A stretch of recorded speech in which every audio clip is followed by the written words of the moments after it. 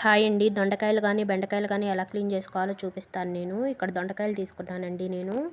ఒకసారి వాష్ చేస్తే బాగా డస్ట్ వస్తుందండి. 2-3 టైమ్స్ వాష్ చేసుకోవాలి. పైన కింద తొడాలు తీసేసుకోవాలండి. దొండకాయలకు ఆకులాగా నల్లగా అంటుతాయండి. అది కూడా బాగా రుద్దుకోవాలి. ఒక్క వాష్కే ఎంత డస్ట్ వచ్చిందో, నల్లగా అయిపోయినాయి నీళ్ళు కూడా. ఇక్కడ పండిపోయింది ఆ దొండకాయ తీసేస్తున్నా నేను.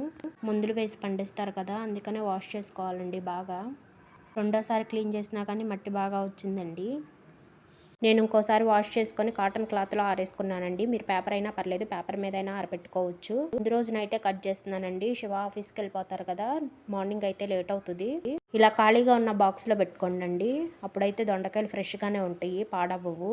దొండకాయలు పచ్చివి అయితేనే కూరకు బాగుంటాయండి. ఇలా గ్రీన్ కలర్లో ఉండాలి లోపల కూడా.